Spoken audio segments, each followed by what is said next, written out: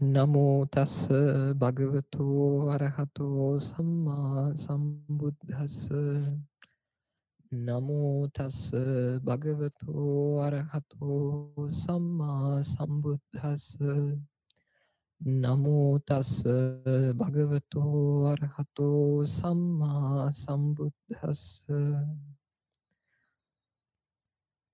සදහවත් පින්වත්නි අද කටුකුරුන්දේ ඥානානන්ද මහා ස්වාමීන් වහන්සේගේ 10 වෙනි පටිච්චසමුප්පාද දේශනාව වලලා සිදු කරන්න යෙදෙන 3 වෙනි විචාරක දේශනාවයි හැම දිනක්ම සාවධානව අහුම්කම් දෙන්න නුවණින් මෙනෙහි කරන්න ඒ අනුව ජීවිතය හැඩගස්වා ගන්න කියලා මතක් කරනවා. හොඳයි අපි අහුම්කම් දෙමු.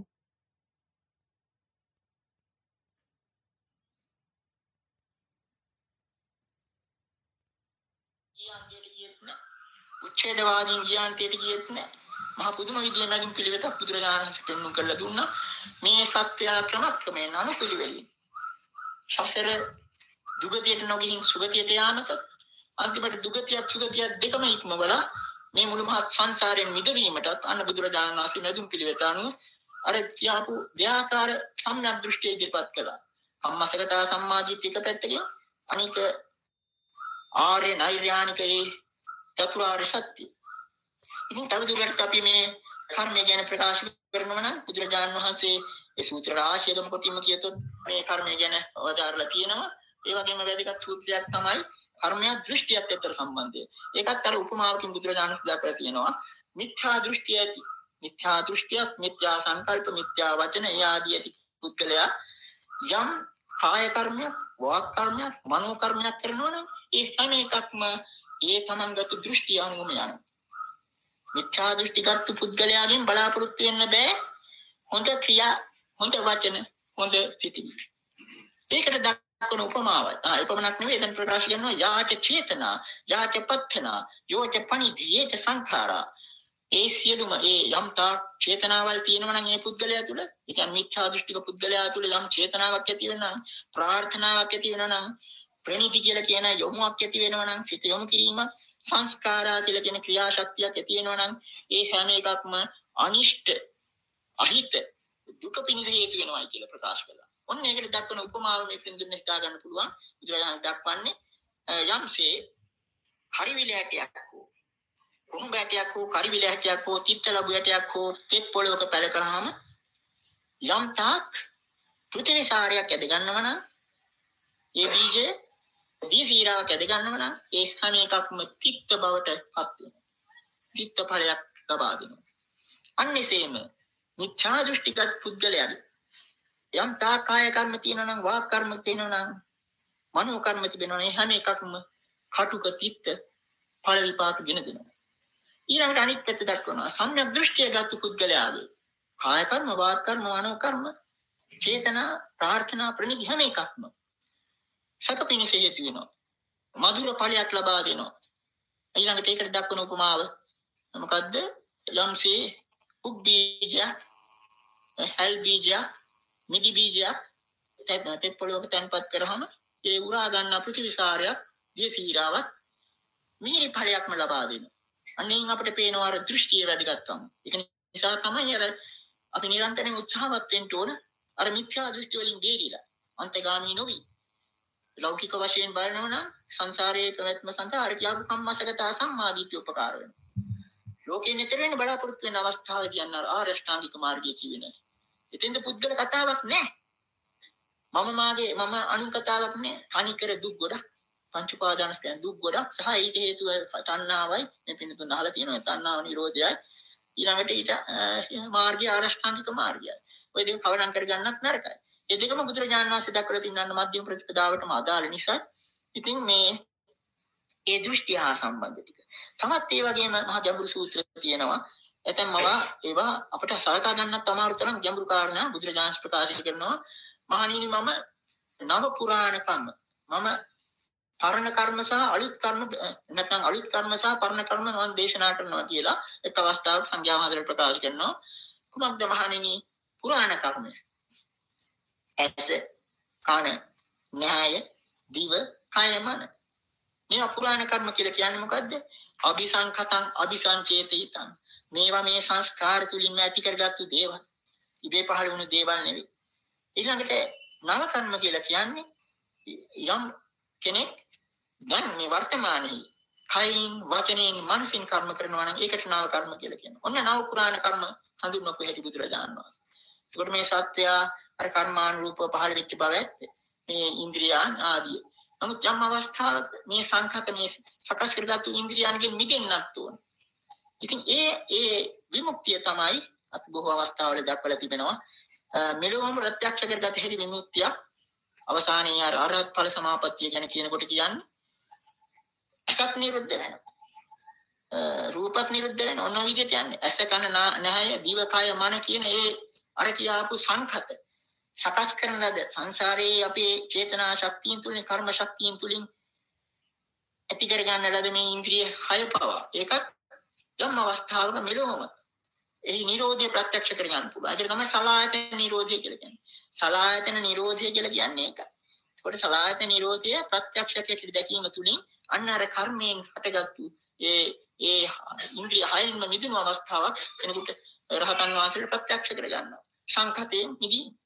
අන්න ඒ ආසයෙන් අපිට හිතා ගන්න පුළුවන් බුදුරජාණන් වහන්සේ පෙන්වුම් කරන්නේ මේ සත්‍යය කම්මස්සකා කියලා කියන්නේ ඒ වගකීම.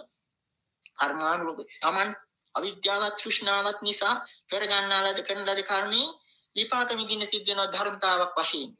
ඒක බුදුරහතුන්ටත් පොදුයි මේ අහලා තියෙනෝනේ. ඒ මොකද මහරහතන් වහන්සේ අතීතයේ කර කර්මයක් නිසා අවසාන අවස්ථාවේදී මෞපියන් මරු කර්ම. මේ ශරීරයේ කර්මයෙන් දීපු එකක්. කොටින්ම කියතොත් අපි අර මාර්යා අපි ලේසියට කියන්නේ මාර්යා කියලා. මාර්යා විඳපන් කියලා දීපු එකක්. වේදනියන් දැක්කපන් එතන අර පුරාණ කර්ම ගැන කියන්නේ. චක්කුම් වික්කවේ අபிසංකතං අபிසංචේතිතං වේදනියං දක්ඛපං මහණෙනි ඇස අபிසංකතං අபிසංචේතිතං සංස්කාරයෙන් සකස් කරන ලද චේතනා විසින් මවන ලද දෙයක් ඒ වගේම වේදනියං දක්ඛපං කියන්නේ විඳිය යුතු දෙයක් ඇහැ විඳින්න දීපු දෙයක් මාරේ හරියට විඳපන් කියලා දුන්න දෙයක් අපි මේ ලොකු දෙයක් හැටියට සැලකුවට මේක මේ ඒ බුදුරජාණන් වහන්සේ යොදාපු වචනින් පෙන්වු කරන්නේ දැන් ටිකකට හිතන්නේ ඇස් නැති කෙනා එහෙම නැත්නම් එක හැක් විතරක් තියෙන කෙනා කොයිතරම් දුකක්ද විඳින්නේ කියලා. ඒ වගේම තමයි අනිත් ඉන්ද්‍රියයන්. මේවා කර්මයෙන්ම අප කරන ලද කර්මානුරූප පහළ වෙච්ච දේවල්. නමුත් ඒවත් සමතික්‍රමණය කරන්න වෙනවා. අන්න ඒ ටිකට යාර ආරෂ්ඨාංගික මාර්ගය ඕනේ වෙන්නේ. වේදනියන් දක්වපන්. ඊළඟට තවත් කාරණයක් තමයි දැන් අපි කියවනේ කාය සංස්කාර, වචී සංස්කාර, චිත්ත සංස්කාර කියන ඒවා අපි පෙන්වන්නේ ආශ්වාස ප්‍රශ්වාස කාය සංස්කාර වෙන්නේ මොකද? කයක් සකස් වෙන්නේ ආශ්වාස ප්‍රශ්වාස තුලින්. හුස්ම ගන්නට කාටවත් දොස් කියන්න බෑ. නමුත් ඒක යට තියෙනවා අර තණ්හාව අවිද්‍යාව හැංගිලා. ආශ්වාස ප්‍රශ්වාස ඒක තමයි හැම බුදු කෙනෙක්ම ආනාපාන සතිය තුලින් බුදු වෙන ඒ தත්ත්වය ලබන්නේ කියන්නේ ආනාපාන සතිය තුල තියෙන මහා පුදුම මේ ලෝකයා සාමාන්‍ය ලෝකයා ඒක ප්‍රාණය කියලා ආත්මයක් හැටියට ගන්නවා. ඒ විදිහේ මෝඩ දෘෂ්ටි ඇති කර ගන්නවා. නමුත් බුදුරජාණන් වහන්සේ පෙන්වුවා මේ ඇතීම් නැතිම් දෙක පෙන්වුම් කරන මේ ආස්වාස් ප්‍රස්වාසයේ මහා දුක. මේක මහා දුක. ඉතින් මේ අවස්ථාව ඒක ලෝකයා දන්නේත් නෑ. ආස්වාස් ප්‍රස්වාස කරන බව දන්නේත් නෑ. අනිත් බාහිර කරන ක්‍රියා තමයි අපි කියුවේ අபிසංස්කාර කියලා. ඒ ටිකයි පෙනෙන්නේ හරියට හිමකන්දක උඩ තියෙන හරිය වගේ. හිමකන්දක යට තියෙන හරිය වගේ තමයි අන්නර කියාපු කාය සංස්කාරෝ කියලා කියන්නේ ආස්වාස් ප්‍රස්වාස.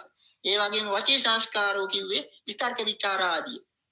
දැන් කෙනෙක් කතා කරනවට වැඩිය හිත ඇතුලේ හිතනවා. ඒ හිත ඇතුලේ කතා කරනවා වගේ තමයි විතර්ක විචාර කියන්නේ. විතර්ක විචාර කරලා ඉවරලා කෙනෙක් කතා කරන්නේ. ඒකට මේ නොපෙනෙන හරිය තමයි මේ විතර්ක විචාර. ඒකත් සංස්කාර. විකාර සංඛාරෝ කියලා කිව්වේ. ඊළඟට සංඥා වේදනා. සංඥා වේදනා තුලින් තමයි සිත සකස් කරන්නේ. අපේ චේතනා ආදී සකස් වෙන්නේ සංඥා වේදනා. ඒකට අන්තිමට ඒවත් ජය ගන්න වෙනවා. ඒවා සංසිඳවන්න වෙනවා. ඒ නිසා තමයි මේ පින්නතුණාලා තියෙනවා ඒ ධ්‍යාන මාර්ගය යනකොට ආස්වාස ප්‍රස්වාස කරදරකාරී බව දැනලා ඒකත් සංසිඳවනවා. ඊළාට විතක්ක විචාර ඉස්සෙල්ලාම විතක්ක විචාර සංසිඳවනවා. හිත ඇතුලේ කරන විතර්ක විචාර. ඊළාට ආස්වාස ප්‍රස්වාස සංසිඳවනවා. ඊළඟට සංඥා වේදනා ඒවත් සංසිඳවනවා. ඒ සංසිඳවීමේ මාර්ගයේ අන්තිම කෙලවර තමයි බුදුරජාණන් වහන්සේ ලෝකයාට හෙළිකරේ සංඥා වේදිත නිරෝධ සමාපත්තිය කියන්නේ. ඉතින් ලෝකයා ගිහිල්ලා අර සංඥාව තුල හිර වෙලා හිටියා. ඊට එහාට යන්න බෑ. මොකද මමත්වය නිසා. මම මේ මාගේ කියන හැඟීම නිසා. ඊළඟට ඒ සංඥා වේදිත නිරෝධයේ තුලින් තමයි අනුබුදුරජාණන් විමුක්තිය දක්වා වදාළේ. ඉන් පෙන්වු කරනවා අපිට නොපෙනෙන මේ සංස්කාර කොටසකුත් තියෙනවා. ඒකට මේ සංඛාර කියන වචනේ තනිකර කර්මය හැටියට ගන්නෙම වරින්. සංඛාර කියන වචනේ මහා පුළුල් අර්ථයක් ඇති දෙයක්. බොහෝ දෙනා සංස්කාර කියන්නේ කර්මය හැටියටම තෝරනවා. නමුත් මේ සංස්කාර කියන කියන්නේ අර සියුම් කොටසක් තියෙනවා. අපි මේ සාමාන්‍යයෙන් කර්මයට හැටියට ගන්න දේවල් වලට වඩා සියුම් කොටසක්. ඒක භව සංස්කාර. භවය ගෙනියන්නේ ඒක. ඒකට අවසානයේදී ඒ සංඥා වේදනා කියන ඒ සංස්කාර සංසිඳවලා මේ සියල්ලම අන්තිමට බුදුරජාණන් වහන්සේ සංස්කාර වශයෙන් වටහා ගැනීම තුලින් තමයි මේක සබ්බේ සංඛාරා අනිත්‍ය කියලා අපි මේ ලේසියෙන් කියන වචනේ ඒක තුල ඔක්කොම මුළු මහත් ධර්මයම තිබෙනවා. මේ හැම එකක්ම සංස්කාර ගොඩක්. එතකොට අර බාහිරව පෙනෙන අර කර්ම ටික විතරක් නෙවෙයි. ඊට යටින් තියෙන ආස්වාද ප්‍රස්වාස විතක්ක විචාර සංඥා වේදනා ඒවා සංසිඳ වීම තුලින් තමයි අවසානයේ අන්න සබ්බ සංඛාර සමත කියන තත්ත්වය ගන්න. ඒක නිසා අපි කල්පනා කරන්න ඕනේ. එතකොට අර කර්මයේ අර දෙපැත්තම සංසාරගත සත්‍යය තුළ ඒක තමන්ගේ ක්‍රියාකාරීත්වය මිච්ඡා දෘෂ්ටියෙන් ලැබුණොකට සම්‍යක් දෘෂ්ටිය තුලින් දුගති වලින් මිදිලා සුගති තත්ත්වයටපත් වෙන්න බුදුරජාණන් වහන්සේ පෙන්වා දුන්නා මාර්ගය. අනිත් පැත්තෙන් මේ සුගති දුගති දෙකම සමතික්‍රමණය කරලා මුළු මහත් සංස්කාර ස්කන්ධයෙන් මහත් සංස්කාර ගොඩින් මිදෙන හැටි බුදුරජාණන් වහන්සේ ආර්ය අෂ්ටාංගික මාර්ගය තුලින් දීපත්. එතෙන්දී පුද්ගල කතාවක් නෑ. එතෙන්දී දක්වන්නේ මේක අනිකර දුකක්. අනිකර දුකක්. ඇතුළත හෝ ඒවා පිටත හෝ ඒවා. මෙතන අපි මුලින් කතා කළා තිත්ත ලබු ඇටයක් පැල කළොත් එකට කොච්චර තිත පොළවක් තිබ්බත් ඒකින් ලැබෙන තිත්ත ඵලයක් කියලා. ඒ වගේම පැණි රස මිදි ඇටයක් තිත පොළවේ පැල කරොත් ඒකින් ලැබෙන්නේ පැණි රස ඵලයක්මයි කියලා. අන්න ඒ වගේම මිත්‍යා දිට්ඨියක් තියාගත්තු කෙනෙක්ට මිත්‍යා දිට්ඨියක් ලැබෙන්නේ අනිෂ්ට විපාක. සම්මාදිට්ඨිය තියාගත්තු කෙනාට සම්මාදිට්ඨිය හේතු කරගෙන ලැබෙන්නේ නිෂ්ඨ විපාක කියලා. එතකොට මෙතන මිත්‍යා දිට්ඨිය සම්මාදිට්ඨිය ගැන කතා කරද්දී මූලික වශයෙන් අපිට ගන්න පුළුවන් මේ කම්මස්ස කතා සම්මාදිට්ඨියත් කම්මස්ස කතා මිත්‍යා දිට්ඨියත්. ඒ කියන්නේ මේ දානේ සීල විපාක ඇත, මව කියලා පියාගේ විශේෂ පුද්ගලයෝ ඇත, මෙලවක් ඇත, පරලොවක් ඇත. මේ ලෝකේ අවබෝධ කරගෙන ලෝකෙ නිදහස වෙච්ච උත්තමයෝ ඇත යන ආදී වශයෙන් මෙන්න මේ තියෙන දිට්ඨියට කියනවා මේ ලෞකික සම්මාදිට්ඨිය කියලා. ඉතින් යම් කෙනෙක්ට මේක තියෙනවා නම් මේක නිසා යා කරන දේවල් යහපත් වෙනවා. එයාගේ වචන යහපත් වෙනවා, එයාගේ සිතුවිලි යහපත් වෙන්න පටන් ගන්නවා. ඉතින් මේ නිසා මෙයාට පින් වලට සාපේක්ෂක කුසල කර්මවල විපාකම ලැබෙන්න පටන් ගන්නවා. හැබැයි යම් කෙනෙක් දානේ සීලේ විපාක තියෙනවා කියලා විශ්වාස කරන්නේ නැත්නම් එයා දන් දෙන්නේ නැහැ. ඒ විශ්වාසයෙන් නැතුව අනුකම්පාවෙන් නම් කාට හරි මොන හරි දෙන්නේ. ඒ දානේ විපාක මදි. මොකද බුදුරජාණන් දේශනා කළේ ලෝභය දුරු කරගන්න දන් දෙන්න කියලා. අනුකම්පාවට නෙමෙයි. ඊළඟට මේක මෙහිම වුණාට දැන් අපි මෙතන වැඩිදුරම කතා කරන්නේ මේ ලෝකෝත්තර සම්මාදිට්ඨියත් ලෝකෝත්තර මිත්‍යාදිට්ඨියත් ගැන. හේතුව මේ ලෝකෝත්තර මිත්‍යාදිට්ඨිය කෙටියෙන් පැහැදිලි කළොත් එක උදාහරණයක් තුනත් අපිට කියන්න පුළුවන්. සමහරු හිතනවා අති බහුතරයක් දෙනා මේ කාමයෝ තමයි සැපය. රූප, ශබ්ද, ගන්ධ, රස, පහසක් වේද මේවා තමයි මට සැප ගෙනල්ලා දෙන්නේ. මේවා තමයි යථාර්ථය, මේවා තමයි සැනසීම, මේවා තමයි ජීවිතේ ලබා ගන්න පුළුවන් වටිනාම දේවල් කියලා. ඉතින් ඒක එක ආකාරයක මිත්‍යා දිට්ඨියක්. එතකොට ලෝකෝත්තර සම්මා දිට්ඨිය විදිහට බැලුවොත් මේකේ අනිත් පැත්ත ධර්මය අහන ලද ශ්‍රතවත් ආර්ය ශ්‍රාවකෙක් මෙන්න මේ රූප, ශබ්ද, ගන්ධ, රස, පහස දිහා බලන්නේ වෙස් වෙලා වලාගත්තු වදකෙක් වගේ කියලා. මිත්‍ර වේශයක් ගත්තු වදකෙක් වගේ කියලා. ඒ වගේම තමන්ගේ සිතුවිලි දිහා බලන්නේ මිත්‍ර වේශයක් ගත්තු වදකෙක් වගේ කියලා. තමන්ගේ ශරීරය දිහා දකින්නේ මිත්‍ර වේශයක් ගත්තු වදකෙක් වගේ කියලා. හිතට ඇති වෙන සැප, දුක්, ඒ වගේම සැප දුක් රහිත වේදනා කෙරෙහි බලන්න පටන් ගන්නෙ මිත්‍ර වේශයක් ගත්තු වදකෙක් වගේ කියලා. ඒ වගේම හිතේ හඳුනා ගන්න යම් ස්වභාවයක් වේද මෙන්න මේ හඳුනා ගැනීම දිහා මම දකින්න පටන් ගන්නෙ මිත්‍ර වේශයගත වදකෙක් වගේ කියලා. ඒ වගේම හිතේ ඇතිවෙන යම් කියවන ගතියක්, සංස්කරණමය ස්වභාවයක්, සිතුවිලි ගලන ස්වභාවයක්, සකස් කරන ස්වභාවයක් වේද. අන්න මේකත් මෙයා දකින්න පටන් ගන්නෙ හිතේ හිත විසින් Tamanට අටවපු ඌලක් කියලා, මායාවේ තොණ්ඩුවක් කියලා, පිස්සුවක් කියලා. මොකද මේ හිතේ සිතුවිලිවත් මගේ වසගේ නෑ, මම කැමති වට එනවා නෙමෙයි, මම කැමති වට ඉන්නවා නෙමෙයි, මම කැමති වට යනවා නෙමෙයි. ඒවම නොයවම යනවා. මෙන්න මේකත් එයා මම නොවේ, මගේ නොවේ, මගේ ආත්මෙ නොවේ කියලා දකින්න පටන් ගන්නවා. ඒකත් වදකෙක් කියලා තේරුම් ගන්නවා. ඒ වගේම ඇහි දැනීම්, කනේ දැනීම්, නාසයේ, දිවේ, කයේ, මනසේ මේ දැනීම් ගැනත් එයා තේරුම් ගන්නවා. මේවත් මගේ වසගේ නෑ. මේවත් අසාරයි කියලා. මෙන්න මේ විදිහට මේ හැම දෙයක්ම වදකෙක් විදිහට, බරක් විදිහට, පීඩාවක් විදිහට, ගඩුවක් විදිහට, පපුවේ ඇදිච්ච හුලක් විදිහට යම් කෙනෙක් දකින්න පටන් ගන්නවද? අන්න එයා ලෝකෝත්තර සම්මාදිට්ඨිය තුල වාසය කරන කෙනෙක්. එයා හිතට මේ තත්පරේ යම් ආසාවක් ඇති වෙන්නේ. සමහර විට මගේ ශබ්දය අහද්දි මීට වඩා මේ සද්දට අහන්න ආස වෙන්න පුළුවන්. ආසාවක් හිතෙන්න පුළුවන්. එක්කෝ මේ සද්දේ යමාකාරී දුක් වේදනාවක් උපදවලා දෙන්න පුළුවන්, ഘോഷාකාරී බවක්. එක්කෝ ඔබට මේ ශබ්ද දිගටම කැඩෙන්නේ නැතුව මෙහෙම දිගට පවත්වන්න යම් ආසාවක් ඇති වෙන්න පුළුවන්. ඉතින් යම්තාක් ආසාවක් ඇති වෙනවද? ඒ මේ සද්දේ තව සද්දෙන් අහන, තව ලස්සනට අහන ආසාවක් ඇති වුණොත් දැනට ඒක එහෙම නෑනේ කියලා ඒ හිතන මොහොතේම ඔබට ඇති වෙන පීඩාවක්. ඒකයි කිව්වේ මිත්‍ර වේශයෙන් ආපු වදකෙක් කියලා. එයා සැපයක් පෙන්නලා ඔබ මේ මොහොතේ දුකටපත් කරනවා. ඒ වගේම මේ ශබ්දේ ගැන දුක් වේදනාවක් ඇති වෙනවා නම්, තමන් ඊට වඩා හොඳට මේක බලාපොරොත්තු වෙනවා නම්, එතන තියෙන්නේ මිත්‍ර වේශයෙන් ආපු වදකෙක්. ඒ වගේම සබ්බ රහිත වේදනාවක් තියලා මේක පවත්වන්න ආස කරනවා නම්, දිගට මේක මෙහෙම තියවා කියලා. ඔබ මේ මොහොත තෘප්තිමත් වෙනවා නෙමෙයි. ඔබ මේකත් එක්ක ඇදිලා ගිහිලා තියෙනවා. මුලා වෙලා තියෙනවා. ඒක තුලත් ඔබට දුකක්මයි සකස් කරලා දෙන්නේ. ඉතින් ඇතිසිටින් දකින්න පුද්ගලයා තේරුම් ගන්නවා. යම්තාක් කැමැත්තක් තියෙනවා, යම්තාක් ආසාවක් මේ ඇසේ හෝ ඇසේ දැනීමකට හෝ, කනේ දැනීමකට හෝ, නාසයේ දැනීමකට හෝ, දිවේ දැනීමකට හෝ, කයේ පහසේ මේ යම් මනසේ යම් දැනීමක් නැති වෙනවද? මේ ආසාව මේ මොහොතේම විනාශ කළ දැමිය යුතුයි කියලා. මේක දුක ලබලා දෙන දෙයක්, වෙහෙස ලබලා දෙන දෙයක්, මානසික අසහනය ලබලා දෙන දෙයක්. මෙන්න මේ ආසාව වනාහි මෙතනම ප්‍රහාණය කරන්න කියලායි තථාගතයන් වහන්සේ දේශනා කළේ කියලා ඇසෙහි උපදවා ගන්නවා. ඉතින් මෙන්න මේ විදිහේ සම්මාදිට්ඨියකින් වාසය කරද්දී එයාගේ සංකල්ප යහවත් වෙන්න පටන් ගන්නවා. මේ කියන සංකල්ප මොනවාද? නෙක්කම සංකල්ප වැඩෙන්න පටන් ගන්නවා. මේ තමන්ට රූප, ශබ්ද, ගන්ධ, රස, පහසයන්ට තියෙන ආසාව අතහරින්න හිතෙන්න පටන් ගන්නවා. තමන්ගේ යුතුයකම් වගකීම් අතහැරලා දාන්න හිතෙන්න පටන් ගන්නවා. තියෙන ආසාවල්, බලාපොරොත්තු, ඉලක්ක සියල්ල අතහැරලා දාන්න හිතෙන්න පටන් ගන්නවා. හැමදේම අතහැරලා දාලා සම්පූර්ණයෙන්ම නිවිලා සැනසීලා කොතන ගහක් යට වාඩි වෙලා ධ්‍යානසුව විඳින්න ආසාව ඇති වෙන්න පටන් ගන්නවා. මොකද කාමයේ අතහරින්න පුළුවන් වෙන්නේ, කාම රාගය අතහරින්න පුළුවන් වෙන්නේ රූප රාගය අල්ලගෙන. ඒ කියන්නේ මේ ධ්‍යානසුව අල්ලගෙන මනසේ විවේකයෙන් හටගන්න ප්‍රීති සුඛය අල්ලගෙනයි කෙනෙක්ට පුළුවන් වෙන්නේ මුලින්ම කාමයට තියෙන කැමැත්ත අතහරින්න. නැතුව යම් කෙනෙක් කොච්චර හිතලා මනසින් හිතා කොච්චර විතර්ක කරලා මේ කාමයෝ නරකයි, අසුබයි, මෙහෙමයි කියලා කොච්චර හිතුවත් එහෙම කෙනෙක්ට කාමයේ අතහරින්න බෑ.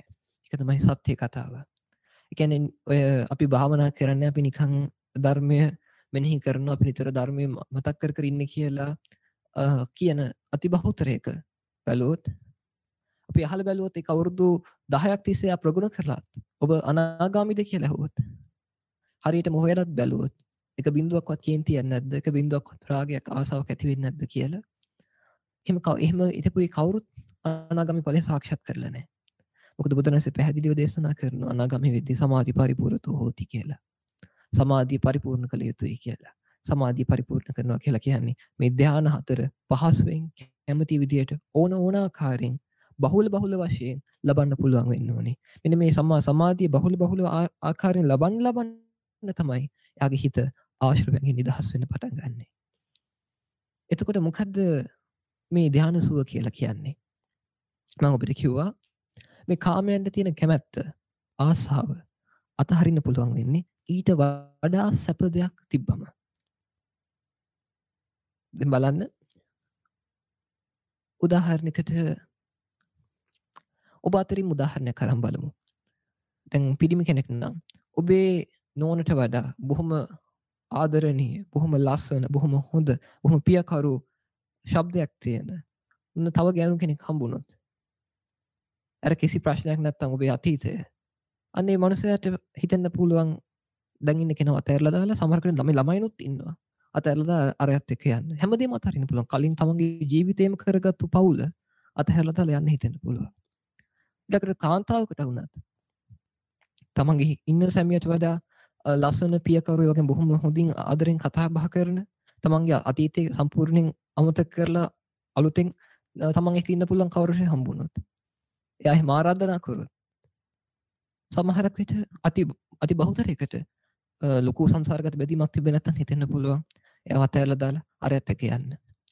ඊළඟට ඔබට දරුවෙක් හම්බෙන්න පුළුවන් අලුතෙන් ඉන්න දරුවන්ට වඩා බොහොම ආදරණීය හැමතිස්සෙම තමන් එක්ක හුරතල් වෙන බොහොම හුරතල් කටහඬක් තියෙන අනේ විදිහේ. ඉතින් කාලයක් එක්ක ඔබට හිතෙන්න පුළුවන් අනිත් දරුවන්ට වඩා ඒ දරුවට ආදරේ හිතෙනවා. මේ කලින් හම්බෙච්ච අවුරුදු ගානක් තමන් එක්ක හිටපු දරුවන්ට වඩා. හේතුව ඒක අපේ හිතේ ස්වභාවය. අපි කලින් මෙච්චර මගේ පවුල මගේ දරුවක් මගේ දෙමාපියෝ කොච්චර හිතා හිටියත් ඊට වඩා වැඩි කාම සැපයක් අපිට ලබලා දෙන යම් දෙයක් හම්බෙද්දී අපේ හිත ලෑස්ති අනිත් ඔක්කොම අතහැරලා දාන්න. කියන්නේ මේ යුතුයකම් වගකීම් කියලා අල්ලන් ඉන්නෙත් හිතේ ස්වභාවයක්මයි. හිත ඔබට ලබලා දෙන දෙයක්මයි. හිතින් හදාගත්තු හිතා ගැනීමක්මයි. ඒ යම් අවස්ථාවක ඔබට නිකන් ධර්ම වෙනුවෙන් කතා අරින්න බැරි වුණාට ඊට වඩා සපවත් දෙයක් ඊට වඩා කාමයේ අවසන සුළු දෙයක් ඉදිරියට ආවොත් ඔබේ හිත ලෑස්ති ඒක අතරින්න. ඔබේ හිත පෙළඹෙනවා ඒක අතරින්න. මොකද යුතුයකම් වගකීම් කියන්නේ මානසික සංස්කරණයක්. පෞල කියන්නේ සංස්කරණයක්. ධර්මයේ මම යෙදෙන්න ඕන කියන්නේ මානසික සංස්කරණයක්. ඔක්කොම මනසේ තියෙන සිතුවිලි දාමයක්. හිතා ගැනීම සමුදායක්. අනාත්ම වූ ධර්මතාවයක්. මට පවුලක් තියෙනවා කියන එකත් මනසේ හිතා ගැනීමක්. මම නැති වුණොත් මේ මිනිසුන්ට යන කලදසාවක් නැහැ කියන එකත් මනසේ සංස්කරණයක්. මම රටට ජාතියට සේවය කරන්න ඕන කියන එකත් මනසේ සංස්කරණයක්. කරන්න එපා කියලා නෙමෙයි කියන්නේ. ඇත්තටි සිටින් තේරුම් ගන්න කියලා. ඒ දෙකම මනසේ සංස්කරණ බවට පත් වෙද්දී එතකොට ආයෙ හිතලා බලන්න මෙන්න මේ මානසික සංස්කරණයන් තුළ තමන් ජීවිතය දවසින් දවස අරන් යනවා. අන්න ඒ වගේම බුදුරණවහන්සේ දේශනා කරනවා මෙන්න මේ රූපවලට, ශබ්දවලට, ගඳ සුවඳට, රසයට, පහසට යම් ආසාවක්, ඇලෙන බැඳෙන ගතියක්, ඒවත් එක්ක ගහගෙන යන ගතියක්, ඒවට හිත මුලා වෙන මුසපත් වෙන යම් ස්වභාවයක් වේද අන්න මේක නැති කරන්න පුළුවන් වෙන්නේ මේක සම්පූර්ණයෙන් අතහැරලා දාන්න පුළුවන් වෙන්නේ මීට වඩා සැපයක් හම්බෙච්ච තැනකයි. මොකද ඒ තාක් අපි කොච්චර සුතමේ ඥානයකින් චින්තාමේ ඥානයකින් මේවා අනාත්මයි මේවා අසුභයි මේවා කැතයි මේවා හරි නෑ මේවා දුක් ලබා දෙන සුළුයි කියලා කොච්චර හිතුවත් ඊට වඩා සැපයක් හම්බෙනකන් අපේ හිතට අතහැරලා දාගන්න හරි අමාරුයි. හරිම අමාරුයි. එම අතහැරෙන්නේ නැහැ. කොච්චරවත් ඒක පව් කියලා හිතෙනවා. ඒක සමහරකට මේ මිත්‍ර වේසෙන් එන්නේ. නෑ. මේක මට අත්හැර ගන්න බැරුව නෙමෙයි. මම නැති වුණොත් මේ කවුද මේකට සලකන්නේ? මට මේ අත්හැර ගන්න බැරුව නෙමෙයි. මේ ව්‍යාපාරේ බංකොලොත් වෙනවානේ මම මේක කරේ නැත්නම්. ඒ හින්දා මම මේක කරන්නේ. ඊළඟට මට අත්හැර ගන්න බැරුව නෙමෙයි. මේක ඉතින් නිකන් තියනට වඩා හොඳයිනේ මම කරන එක. අන්න ඒ හින්දා මම කරන්නේ. යනාදි වශයෙන් නොයෙකුත් ආකාරයේ චින්තන රටාවල් මනසේ පහළ වෙන්න පටන් ගන්නවා. හැබැයි මේ සියල්ල අත්හැරගන්න බැරි හින්දා තියෙන දේවල්. හොඳට හිතලා බලන්න. ඒ සියල්ල ඔබේ මනසේ ස්ථිර දාමයක්. ඔබ හිතලා ඊට වඩා ඔබට ලොකු ලොතරයක් හම්බෙනවා. එතකොට මේ සමහර විට තියෙන නිකන් තියෙන ව්‍යාපාරයක් නිකන් තියෙන ගෙදර තියෙන පරණ වාහන. මේ මෙහෙම නැත්තම් ඔබ කියන්නේ මීට වඩා ලොකු දෙයක් හම්බෙද්දි දැන් තියෙන දේ ඔබට අතහරින්න ඔබේ හිතම ලෑස්ති එකට. අතහැරිලා යන්නේ කෙලින්ම. ඉස්සරහ තියෙන දේ අල්ලගන්න. කියන්නේ දැන් තියෙන එක ගත්තත් අනාගතේ ලැබෙන දෙයක් ගත්තත් මේ දෙකම මේ මනසේ ඇතිවෙන සිතුවිලි දාමයක ප්‍රතිඵලයක්. ඒක මේ අනාත්ම දර්ශනය මෙතන යටින් තියෙන්නේ. තේරුම් ගන්න ඕනේ අපි. ඊළඟට මෙන්න මේ වගේමයි මෙන්න මේ රූප වලට, ශබ්ද වලට, ගඳ සුවඳට, රසයට, පහසවල වලට තියෙන ආසාව. මෙන්න මේ ආසාවත් අපිට පුළුවන් වෙනවා සම්පූර්ණයෙන් අතහැරලා දාන්න. මීට වඩා සැපයක්, මීට වඩා සැපවත් දෙයක් අපිට හම්බුනොත්. ඉතින් එතකන් සිද්ධ වෙන්නේ මොකද්ද? කොච්චරවත් ඒ කියන්නේ මේක අනාත්මයි කියලා හිතනවා, ආයෙ පොඩ්ඩක් හිතනවා, ඒක පොඩ්ඩක් විඳින්න. ආයෙ හිතනවා නෑ පොඩ්ඩකට ඒක විඳලා එන්න. මේ සමහර මිනිස්සු මේ සින්දු විපස්සනා කරනවා, මේ සින්දුවක් කියන එක බොහොම වැඩක් නැහැ. මේක මේ මොහොතේ මේ මොහොතේ නැති වෙලා යන සැප වේදනාවක්. ඒක මෙතන ඇති වෙන සංඥා වේදනා සමුදායක්. මේක හරි අසාර දෙයක්. ඇත්තටම මෙලොව වැරදක හීනයක් වගේ. යන ආදි වශයෙන් විපස්සනා කරනවා. හැබැයි ඔන්න තමන් ආස කරන සින්දුවක් ඇහෙන්න පටන් ගනිද්දි ඒකත් එක හිත දුවන්න පටන් ගන්නවා. ඒක හිත ඉවසන්න පටන් ගන්නවා. හිත ඒක ආස්වාද කරන්න පටන් ගන්නවා. හේතුව ඊට වඩා සැපයක් දැකලා නැති හින්දා. කාම ලෝකේ ජීවත් වෙන සත්වයා කාම සැපයමයි දැකලා තියෙන්නේ. කාම සැපයමයි අනුභව කරලා තියෙන්නේ. කාම සැපය තුලමයි නිමග්න වෙලා තියෙන්නේ. එතනින් එහා සැපයක් අදුරන්නේ නැහැ. හැබැයි බුදුරජාණන් දේශනා කරනවා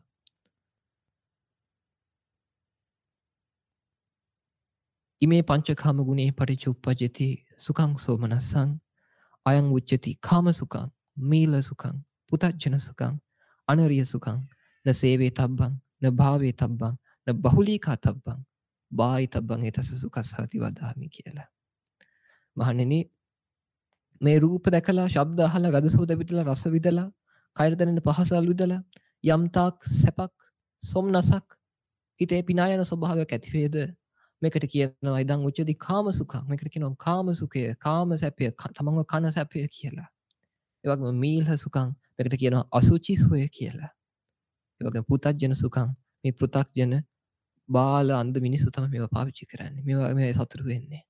මේ ලෝකෙට ප්‍රෝග්‍රෑම් වෙලා ගිය මිනිස්සු මේක දැක සතුටු වෙන්නේ. උදාහරණයකට ඔබ ඔබේ දරු මුණුබුරෝ දැකලා සතුටු වෙද්දී බලන්න.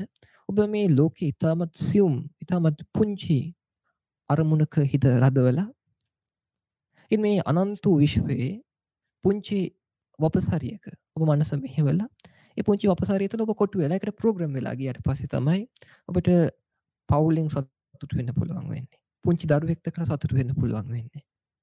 පුංචි යම් සිද්ධියක් දැකලා සතුටු වෙන්න පුළුවන් වෙන්නේ.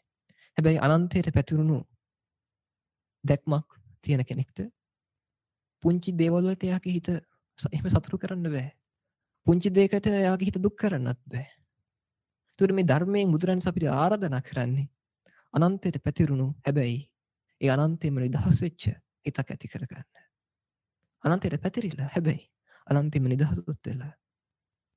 එතකොට මේ ලෝකේ කිසිම දෙයක් කොච්චර ලොකු වුණත් කොච්චර පොඩි දෙයක් වුණත් ඒ කිසිම දෙයකට යව දුක් කරන්නත් බෑ, සතුටටපත් කරන්නත් බෑ. ඒ කියන්නේ මේ සාපේක්ෂක භාවයක් තුළ මේ සැප දුක් කියන කාරණා අපේ සිත් තුළ ජනිත වෙන්නේ. ඊළඟට මතක් කරන්න ඕනේ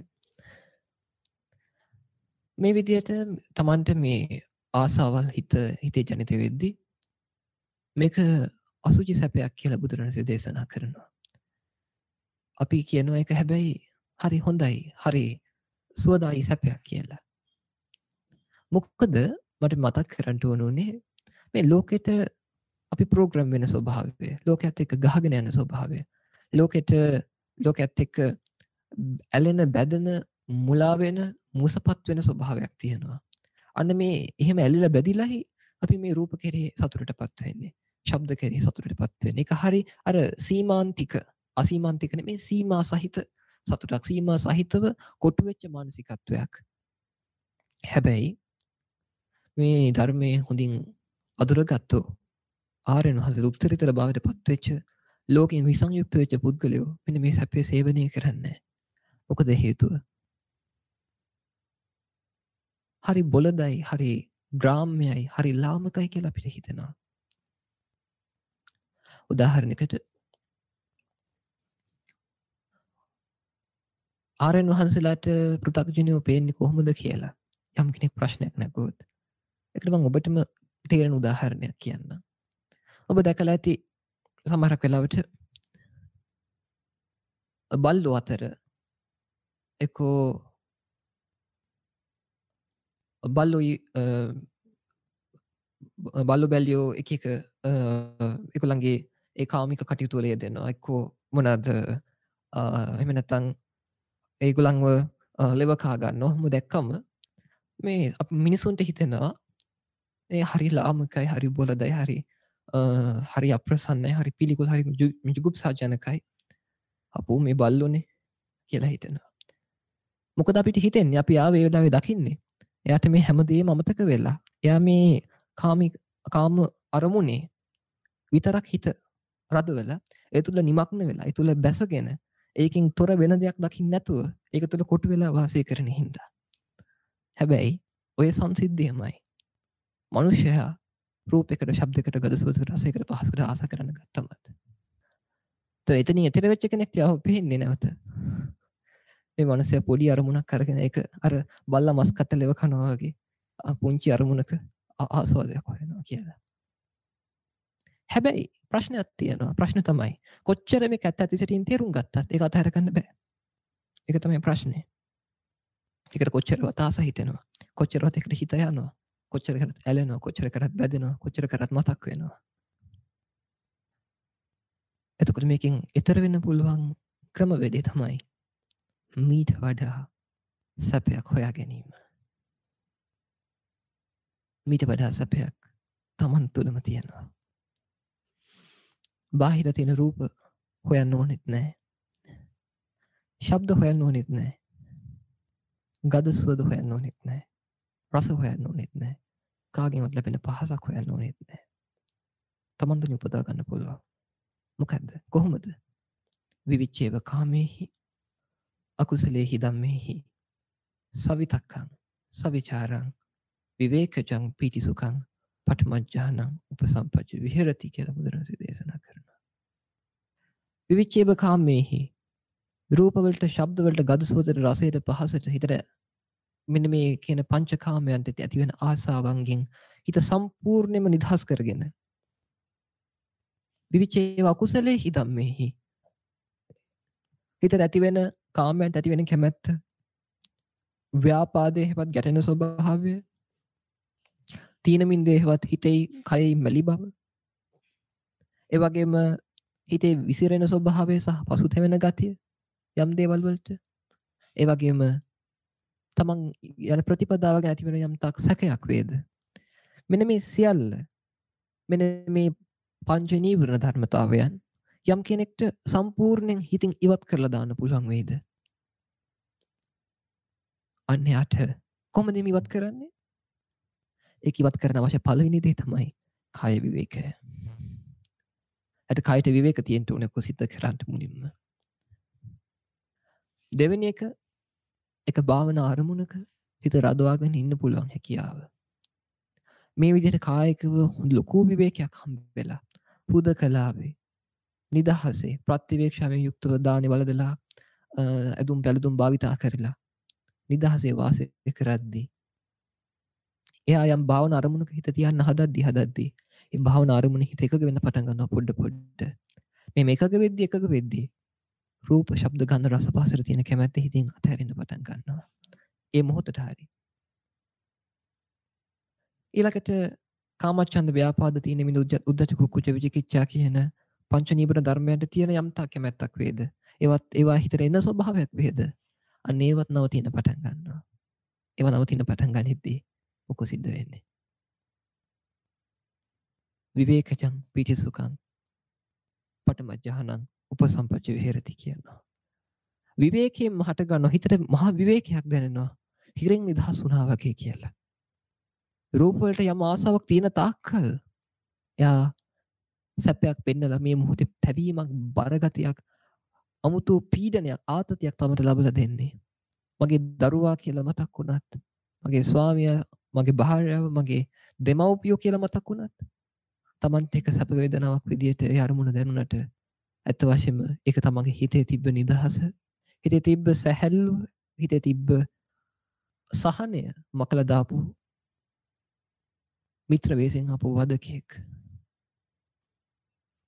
මොකද මුලින් මතක තියාගන්න ඕනේ මේ නිවන කියන්නේ මොකද්ද කියලා අහද්දී නිවන කියන්නේ සබ්බ සංඛාර සමතය. හිතේ සියලු කියවන ගතිය වල හිතේ සියලු සකස් කිරීම වල සංසිඳියාම. නිවන කියන්නේ සබ්බූපතිපට්ඨි නිස්සග්ගය. හිතේ ඇති වෙන සියලු වත්කම් වල හිත වත්කම් මම මගේ කියලා අල්ලගත්තු හැම දෙයකම සර්ව සම්පූර්ණ අතහැර දැමීම. ඒ වගේම නිවන කියන්නේ තණ්හාවේ ඉතුරු නැතුව නිරුද්ධ කර දැමීම. ආසාව සමරව සම්පූර්ණ විනාශ කිරීම. සම්පූර්ණ විරාගී බව නොඇලී ගිය ස්වභාවය. සම්පූර්ණ ලෝක ප්‍රෝග්‍රෑමින් එකෙන් නැවතිච්ච ගතිය, නැවතුණු ස්වභාවය ලෝකෙම. ඒ වගේම සර්ව සම්පූර්ණ නිවියාවක්. අනේකයි අපේ අවසාන ගෝල් එක අවසාන ඉලක්කය. ඒතර මේ අවසාන ඉලක්කය හෙට ලබන දෙයක් නෙමෙයි, අනිද්දා ලබන දෙයක් නෙමෙයි, මාසෙකින් ලබන දෙයක් නෙමෙයි, අවුරුදු ගාන පුරුදුලා ලබන දෙයක් නෙමෙයි. ඒක මේ මොහොතේ මේ තත්පරේ මේ මොහොතේ දැනීම තුළ මේ මොහොතේ අත්දැකීම තුළ ලබා ගන්න ඕන දෙයක්. තමන් විසින් හොයා ගන්න ඕන දෙයක්. තමන්ට හොයා ගන්න පුළුවන් තමන් තුළ හැංගිලා තියෙනවා ඒක. ඉතින් මේ විදිහට සියල්ල අතහරිමින් මේ මොහොතේම හිත ගන්න කෙනාට විවේකය දැනෙන්න පටන් ගන්නවා හිතට. පරිසරයට මිශ්‍ර වෙලා වාසය කිරීමක ලොකු රුකුලක් වෙනවා. ඒ විවේකයේ දකින්න, විඳින්න. ඒ විවේකයේ හින්දාම හිතේ පිනායන ස්වභාවයක් ඇති වෙන්න පටන් ගන්නවා. අර අරමුණක විතක්ක විචාර සවිතක්ක සවිචාරම් කිව්වේ මේ විතක්ක අර භාවනා අරමුණකට හිත නංවන්නේ භාවනා අරමුණක හිත පවත්වන්න. දැන් බුද්ධානුස්සතිය වඩනවනම් දැන් බුද්ධෝ කියලා කෙනෙක් මෙනෙහි කරනවා නම් බුද්ධෝ කියන අරමුණට හිත නංවන්නට කියන විතර්කය කියලා. ඉතින් බුද්ධෝ කියන අරමුණ මොකද්ද කියලා ඉතින් තේරුම් ගන්න ගතියක් තියෙනවනේ. බුදුරණන්සේ මේ චතුරාර්ය සත්‍ය අවබෝධ කරගෙන අපිට දේශනා කළා කියලා. අන්න ඒක තේරුම් ගන්න ස්වභාවය ਵਿਚාරය බවට පත් වෙනවා. ඒක පැතිරෙන ගතිය.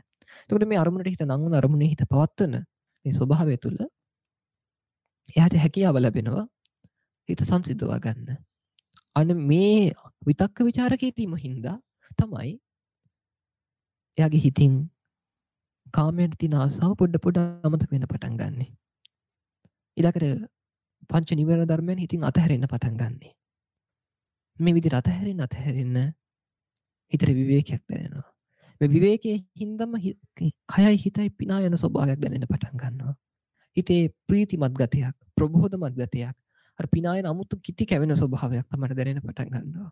ඒක සමහර වෙලාවට භාවනා කරන වෙලාවෙදිත් තියෙනවා. ඒක භාවනාව නැගිටිට පස්සේ තේ ප්‍රීතිය දැනෙන්න පටන් ගන්නවා හිතට. කිසිම මේ විවේකයේ හින්දාම ඇතිවෙච්ච ප්‍රීතියක්. ප්‍රීතිය මොන වගේ දෙයක්ද කියලා ඔබ අහුවොත් මේ සර්ව සම්පූර්ණ විවේකයේ හින්දා. මම ජීවත් වුණා කියලා අදහසකුත් නැහැ, මම ජීවත් වෙයි කියලා අදහසකුත් නැහැ, මම දැන් ජීවත් වෙනවා කියලා අදහසකුත් නැහැ. කිසිම වගකීමක් යුතුයකමක් කිසිම බරක් නැති කමක් හින්දා තියෙන විවේකයක්. අන්න මේ විවේකයේ හින්දා හිත ප්‍රීතිමත් වෙන්න පටන් ගන්නවා. ඒ ප්‍රීතිය හින්දා මොකද සිද්ධ වෙන්නේ? කය සැපවත් වෙන්න පටන් ගන්නවා. හිතයි කයයි දෙක සැපවත් වෙද්දී පිනා යද්දී මනසේ ඒකාග්‍රතාවයක් ඇති වෙනවා. අන්න මේ ඒකාග්‍රතාවේ යට වාසය කරන්න පුළුවන් වෙනවා. ඔකට කියන ප්‍රථම ධානය කියලා.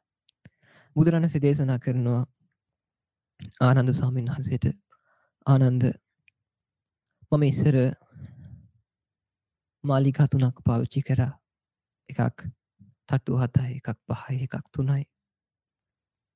මට වෙන් කරපු අන්තපුර කන්‍යාවියෝ 40000ක් හිටියා.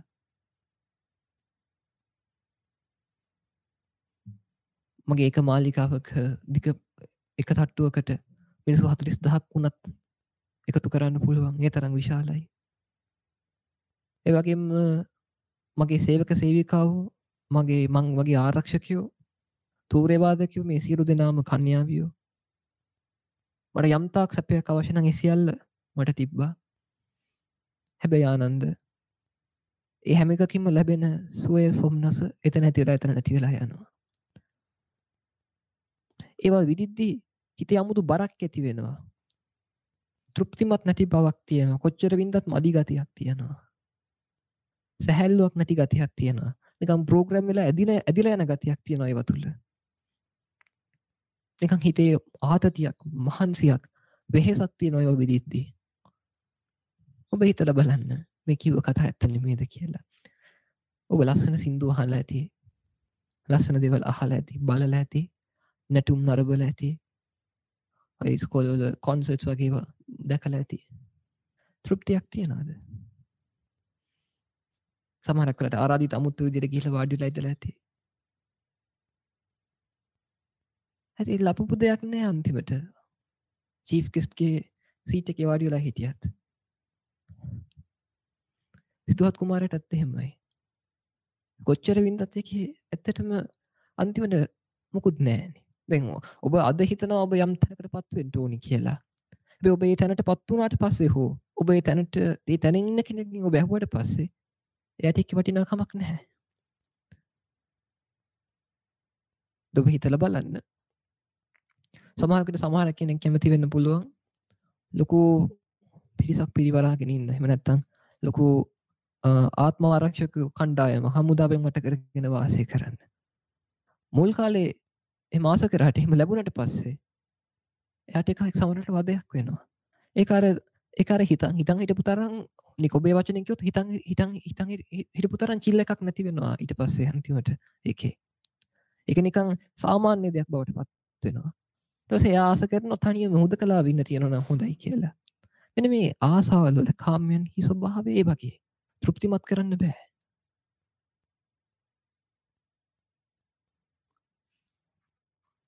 ඊළඟට ඔබ යම් පුද්ගලයෙක්ට ආස කරන මේ ආසාවේ ස්වභාවයත් එහෙමයි.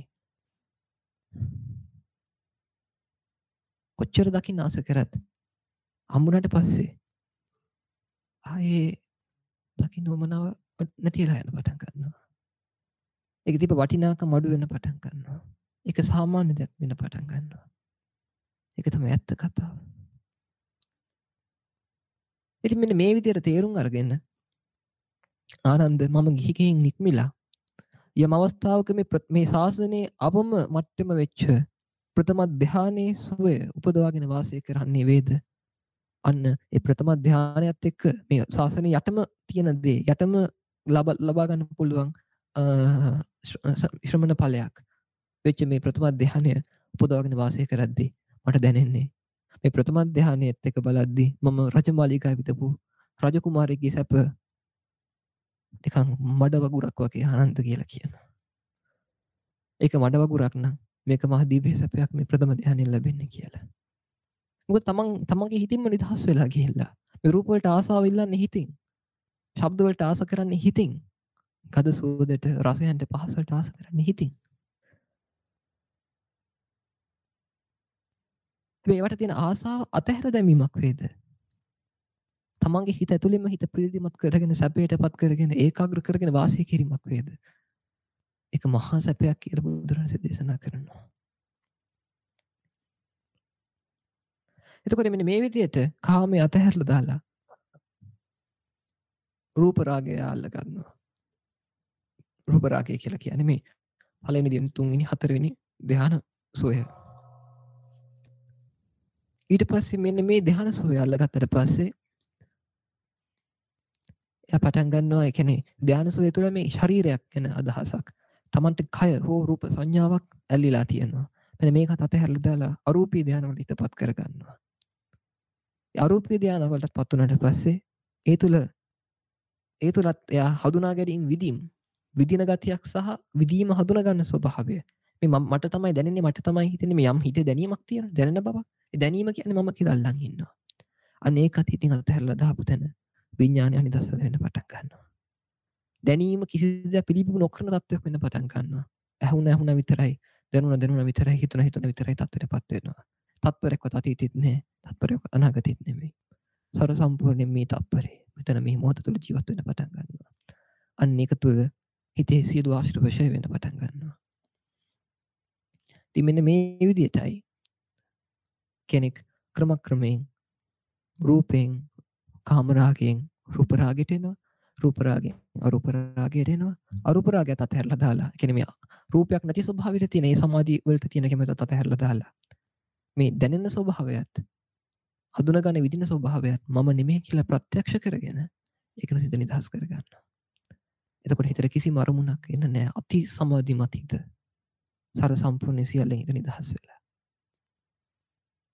මේක මෙතන මේ මොහොත තුළ තමයි ලබා ගන්න පුළුවන් දෙයක්. මම අනිත් දේවල් ගැන වැඩි විස්තර කරන්න යන්නේ නැහැ. ප්‍රථම ධ්‍යානය ඔබේ පළවෙනි ටාස්ක් එක පළවෙනි ඉලක්කය.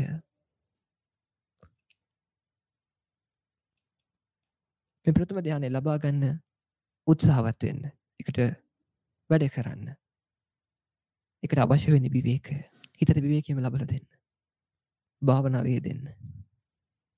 ඒ විවේකයේ තුල ඔබට තමන්ගේ මනස තුලින්ම ඇති කරගන්න පුළුවන් සැපේ සොම්නස යම් දවසක විඳින්න පුළුවන් වුණොත් තමන්ට රූපයකට, ශබ්දයකට, ගඳ සුවඳකට, රසයකට, පහසකට ආසාවක් ඇති වෙද්දී තමන්ට දැනෙන්න පටන් ගන්නවා අතර තමන්ගේ හිතේ තිබ්බ සමාධිමත් සැපවත් ප්‍රීතිමත් ගතිය නැති වෙලා යනවා කියලා. ඒ වගේ කිසි දෙයක් ඔලුවට එන්නේ නැතුව හිත සමාධිමත් වෙලා තියෙදි හරිම සැපයක්, සැනසීමක්, සතුටක්, තෘප්තිමත් භාවයක් තියෙනවා කියලා. අරක එද්දි මහා අසහනයක් දැනෙනවා කියලා. අන්න ඒ දැනීම හේතු කරගෙන අන්න මේක අල්ලගෙන යන්න පුළුවන් වෙනවා ආසාවක් ඇති වෙද්දී. ආසාවට පයින් ගහන්න. මගේ පවුල කියලා මතක් වෙද්දී ඒක මේ සිතුවිල්ලක්, මේකත් මගේ මනසට හරි විකාරයක්, වදයක් කියලා දැක්කට පයින් ගහන්න. මගේ යුතුයකම වගකීම් කියලා මතක් වෙද්දී මේකත් මගේ මනස රිදවන ධර්මතාවයක්. මගේ මේ මනස දැන් තියෙන මහා සැපවත් සමාධිමත් ස්වභාවය ශාන්තයි ප්‍රණීතයි කියලා හිතලා අරකට පයින් ගහලා දාන්න. අන්න මෙන්න මේ විදියටයි කාමරාගයෙන් හිත මුදවා ගන්න පුළුවන් වෙන්නේ. ඉතින් භාවනාව කියන්නේ ඒකට අත්‍යවශ්‍ය සංසිද්ධියක්. කාලය වෙන් කරගන්න. හිතට විවේකීම ලබලා දෙන්න. නොඇලීමම ලබලා දෙන්න. මේ ප්‍රෝග්‍රෑමින් එකේ නිරෝධයම ලබලා දෙන්න. හිත අරමුණු දුරිම දුරුවීම ලබලා දෙන්න.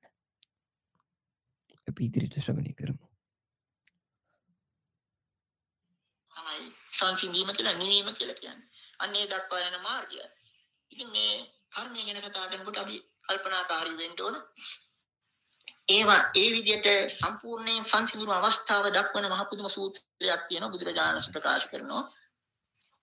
මහණෙනි, කය කියන දෙයක් තිබෙන තාක් කය පිළිබඳව සංචේතන ඇති කර ගැනීමෙන් කෙනෙකුට සැප දුක් කියලා දෙයක් තියෙනවා. වචනය කියලා දෙයක් තිබෙන තාක් වචී සංස්කාරය ඇති කර ගැනීමෙන් කෙනෙක් සැප දුක් විඳිනවා. මනස කියලා දෙයක් තිබෙන තාක් මනෝ සංස්කාර ඇති කර ගැනීමෙන් කෙනෙක් සැප දුක් විඳිනවා. නමුත් බුදුරජාණන් පෙන්වුම් කරනවා අවිද්‍යාව සම්පූර්ණයෙන්ම නිරුද්ධ වුණු තැන ඒ කයක් නැහැ. ඒ වචනයක් නැහැ. ඒ මනසක්. සෝ කායෝ තිබින හොති, වාචා තිබින හොති, මනෝ තිබින හොති. ඊළාට කියනවා එහෙම නැති වෙනකොට චෙත්තං තං නොහොති, වත්තුං තං නොහොති, ආයතනං තං නොහොති, අධිකරණං නොහොති, යම්පච්චාස අජ්ජත්තං සුඛ දුක්ඛ. ඇතුළත සැප දුක් ඇති වෙන කෙත ඉඩම ඔක්කොම ඉවරයි. මොකද මේ කියමනේ තේරුම. දැන් අපි මේ කය කියන එක ඒකකයක් හැටියට ගැනීම තුලයි, මේ මගේ කය කියලා ගැනීම තුලයි මේ හැම සැප දුකක්ම ඇති වෙන්නේ. මේක ගොඩක් කියලා අපි තේරුම් ගන්නේ නැහැ. මේ ගොඩ එකක් හැටියට ගන්නවා. මේක අර විදර්ශනා වශයෙන් සියුම්ව රාශියක් තියනවා කියලා හැංගීම නැහැ. එකක් හැටියට ගැනීම තුල අන්න අර සැප දුක් ඉන්දනේ තියෙනවා. වචනය ගැන හිතුවත් එහෙම. වචනය කියලා කියන්නේ භාෂාව. අපි හිතමු එහෙම ගත්තොත් යම් කිසි භාෂාවකට දෙන අර්ථය අනුවනේ. දැන් අපි හිතමු කිසිම භාෂාවක් දන්නේ නැති කෙනෙකුට අපි හොඳ හිනාමුණින් බනිනවා. කොච්චර බැන්නත් එමිනේ දන්නේ නැහැනේ බනින බව. එහෙම නැත්නම් අපි යොදන සමහර වචනවල අය අර්ථය අනුවනේ අපිට සැප දුක් ඇති වෙන්නේ. එතකොට ඒ වචනය කියන එක තියෙන තාක් ඒ වචනය ආශ්‍රය කරගෙන සැප දුක් විඳිනවා. ඊළඟට මනස කියන එකත් එහෙම. මේ ඇති වෙන තියෙන සිතිවිලි ධාරාවක් අපි මනස කියලා එකක් හැටියට මේ අර ග්‍රහණය කරගෙන තියෙන සක්කාය දිට්ඨිය තුල. ඒකත් යම් අවස්ථාවක නැති වෙනවා. ඒකට ඒක තියෙන තාක් තමයි දුක තියෙන්නේ. ඔන්න ඔය විදිහ මහා කැඹුරු දේශනා බුදුරජාණන් වහන්සේ පෙන්වන්න කළා තියෙන්නේ මේ භව නිරෝධය කරා යන ගමනක්. නමුත් අපි තේරුම් ගන්න ඕන අර සංසාරගත සත්‍යය අන්ත දෙකක් මැදින් ගියයි කියන්නේ බුදුරජාණන්සේ ඒක කාමසුකල්ලිකාණ යෝගයයි අත්තිකිලමතාණ යෝගයයි. මේ දෙකට මැදින් මේ ආර්ය අෂ්ටාංගික මාර්ගය යන්නේ. උච්ඡේද දෘෂ්ටිය එක පැත්තකින් ශාස්ත්‍ර දෘෂ්ටිය, අනිත් පැත්තෙන් උච්ඡේද දෘෂ්ටිය. ආත්මයක් තියෙනවයි කියලා දැඩිව අරගෙන සයන්කතං දුක්ඛං හැම එකක්ම සමාන කළයි කියලා ගත්තොත් එතනක් විමුක්තියක් නෑ. ඒ ආත්ම දෘෂ්ටිය තුළ නැවතත් සංසාරේ ඉපදිනවා. අනිත් පැත්තෙන් මේවා ඉබේ කරන දෙයක් කියලා හිතලා අර තමන්ගේ වගකීම ගැන අමතක කළොත් ඊළඟට ගිහිල්ලා අපායෙ උපදිනවා. ඔය දෙකට මැද. එතකොට ආසාස දෘෂ්ටි ගත්තෙත් නෑ බුදුරජාණන් වහන්සේ. උච්චේ දෘෂ්ටි ගත්තෙත් නෑ. ඒ අන්ත දෙකම ඉවත් කරලා තමයි ආර්ය අෂ්ටාංගික මාර්ගය ඉදිරිපත් කළේ. ආර්ය අෂ්ටාංගික මාර්ගය කියනකොට දැන් අපි අර කම්මසිකතා සම්මාදිට්ඨිය කියලා කිව්වේ ඒක ඊටාත්ම ගැඹුරු කාරණයක්. එතෙන්දී බුදුරජාණන් ප්‍රකාශ කරන එදිනදා ජීවිතයේ ලෝකයා තමා සහ අනුන් කියන මේ දෙකොටස තුලයි ඉන්නේ. එතකොට ආත්මාර්ථකාමීව ලෝභ ද්වේෂ මෝහ කියන ඒ කෙලෙස් මුල් තුනට නතු වෙලා ක්‍රියා කර අපායට යන්නේ. ඒ වෙනකොට බුදුරජාණන් පෙන්වන්න කරනවා අන්න අර අත්හිත පරිහිත තමාගේ අනුන්ගේ සුවගෙන දෙන. දැන් ශීලාදී ගුණ ධර්ම වල තුන තියෙන එක නේ මේ පින්නතුන් දන්නවනේ. ප්‍රාණඝාතය, සතුන් මැරීම අපට ප්‍රියයි. ආහාර සඳහා වූ දේශය පිරිමහා ගැනීම හෝ සතුන් මැරීම ප්‍රියයි. හොරකම් කිරීම ප්‍රියයි. නමුත් අන්න බුදුරජාණන් ප්‍රකාශ කරන එකෙන් අනිත් සත්‍යයට. එතෙන්දී බුදුරජාණන් යන ලෝක සමාජය ගැන හිතලා බලනකොට තමාත් අනුත් ඒ දෙපක්ෂයේම හිතසුව සැලසෙනදී තමයි එතන කුසලයක් හැටියට දක්වන්නේ. ඉතින් කල්පනා කරගන්නවා මේ කුසල කියන වචනේ දැන් ඒකත් වැදුනට පටලවාගෙන කුසල කියන වචනේ මූලික අර්ථය තමයි දක්ෂ වීම. ඒ දක්ෂ වීම සංසාරේ ඉන්නවනම් අපායට නොවැටි සුගතිගාමී වීම. ඊළම අර්ථයෙන් දක්ෂ වීම තමයි මුළු මහත් සංසාරයෙන් පින්පව් දෙකෙන් මෙතර වෙලා පුණ්‍ය පාප පහින පින්පව් දෙකෙන් මෙතර වෙලා මුළු මහත් සංසාරයෙන් එතර වීම. ඒකට මේ කුසල කියන වචනේ ගැඹුරු අර්ථයක් තියෙනවා පින්පව් වලට වඩා. සාමාන්‍යයෙන් මේ පුණ්‍ය පාප කියන මේ වචන දෙකත් ඇතැම් තැන් වල යොදන එකට. පුඤ්ඤාභිසන්තා කුසලාභිසන්තා ආදී වශයෙන් සූත්‍ර වල සඳහන් වෙනවා. නමුත් පුණ්‍ය කියන වචනයට වඩා ප්‍රබල වටිනාම වචනේ තමයි කුසලය. සිත කෙලින්ම සිතට සම්බන්ධයි. මොකද මේ පින්නතුන් දන්නවා දැන් අපි පටන් ගත්තේ කුසල් මුල් අකුසල් මුල් කුසල් මුල් වලින්. අකුසල් මුල් තමයි ලෝභ දෝෂ මොහ. කුසල් මුල් තමයි අලෝභ දෝෂ මොහ. නමුත් මේ පින්නතුන් කවදාවත් අහලා තියෙනවද පින් මුල් පව් මුල් කියලා? පින් මුල් පව් මුල් කියන එකක් අහලා තියෙනවද? අන්නේම පේනවා. කොට මේ පිනත් කුසලයක් අතර වෙනස යම් කෙනෙක් හිතනවා නම් අන්න ඒ පැත්ත හිතන්න ඕන. කෙලින්ම සිතට සම්බන්ධයි මේ කුසලය. අර කියාපු නිදාන හේතුන් ගැන හිතලා බලනකොට. පුණ්‍ය කියන වචනේ පුණ්‍ය පාප කියන එක අතීතයෙන් ගැලන වචන දෙක. ඒ සත දුක් විපාක ගැන හිතලා ඒ යදන වචන ඒකෙදිත් මේ පිනතුන් දන්නවා දසපින් කිරියවත් කියලා කියනවා. දාන සීල භාවනා පත්තිපත්තානුමෝදනා වෙය්‍යාවච්චාපචායං කියලා දේශනා සූති දික්ඛිජු කියලා ඒ දසපින් කියලා දාන සීල භාවනා පින් අනුමෝදන් කිරීම මේ විදිහේ ඒ දේවල් බණ ඇසීම ඒවා පුණ්‍ය ක්‍රියා හැටියට දක්වනවා.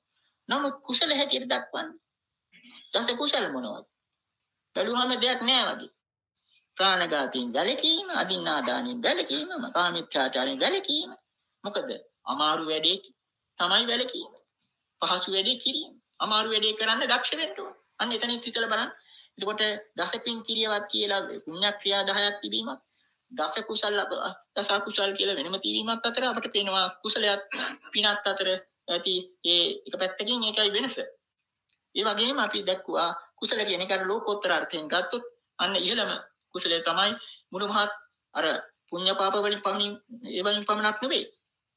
අර කිව්ව ආස්වාස ප්‍රස්වාස විතක්ක විචාර සංඥා වේදනා කියලා කියන මේ භවය ගෙන යන අපිට නොදැනෙන ඊ타ත්ම සියුම් සංස්කාර පවා බුදුරජාන් වහන්සේ ඒවා තමයි අවසාන වශයෙන් සංසිඳෙව්වේ සංඥා වේදිත නිරෝධ සමාපත්තිය ආදී අන්තිමට පින්නුවර අරහත් ඵල සමාපත්තියදී අර කියාපු සංකත වූ ඇහැ කන නාසය දිව කය මන ඒ ඔක්කොම සංසිඳ බල මහා පුදුම විදියේ භව නිරෝධ සත්‍ය බුදුරජාණන් වහන්සේ ලෝකයට හඳුන්වා දුන්නා. ඒකට මේ පිනතුන් මේ පොසොන් පොය දවසේ අපි අර කිව්වේ කර්මය ගැන මේ යුගයේ නානාවිද මිත්‍යා මත පැතිරෙනවා.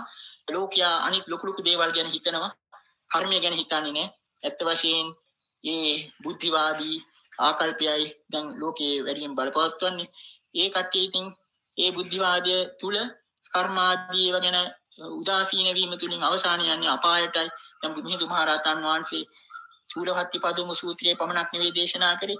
ඒ සංසාර බය සත්‍යය තුල ඇති කිරීමට දේවදූත සූත්‍රයක් දේශනා කළා. ඒක තුල ඒ සංසාර බය බුදුරජාන් වහන්සේ තමන් දිවසින් දුටු මේ භයානක අපායේ දුක ඒ ඔක්කොම මහින්ද මහ රහතන් වහන්සේ ලෝකයට කියා දුන්නේ සුචරිතය දුෂ්චරිතය හඳුනා ගැනීමට.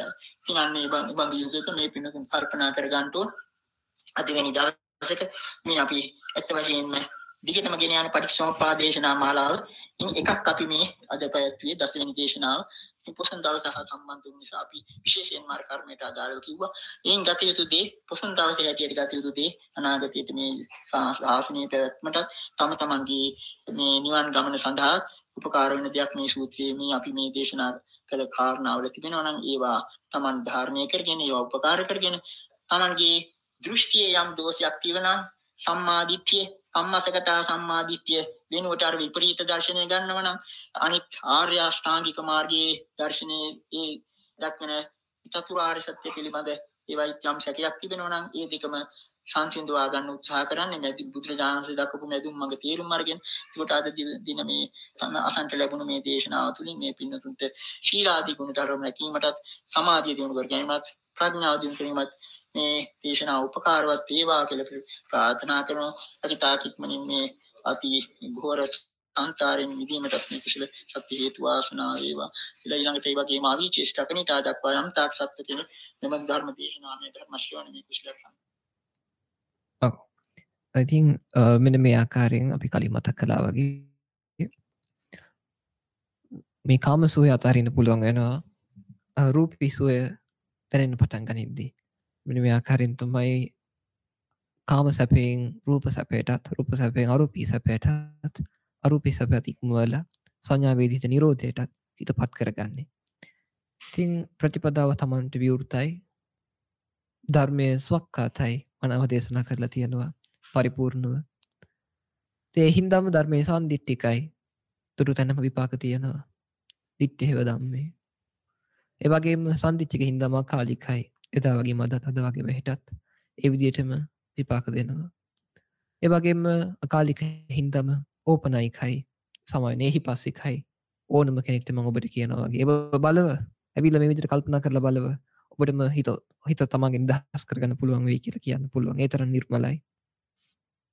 ඒ හින්දාම ධර්මයේ ඕපනයිකයි තමා තුළට පමුණවාගෙන බලන්න තියෙන්නේ. වෙන ක්‍රමයකට නෙමෙයි. උපාධියක් දෙනවා වගේ දෙන්න බෑ කාටවත්. එයින් අනේ හින්දාම පච්චත්තං වේදිතබ්බෝ විඤ්ඤෝහි ප්‍රඥාවන්තයන්ට තම තමන්ගේ නුවණ අනුව තමයි තේරුම් ගන්න පුළුවන් වෙන්නේ. මම ඔබට ඊයේද කොහෙද පැහැදිලි කළා ප්‍රඥාව ගැන පැහැදිලි කරද්දී ප්‍රඥාව කියලා කියන්නේ දූරදර්ශී භාවයක්.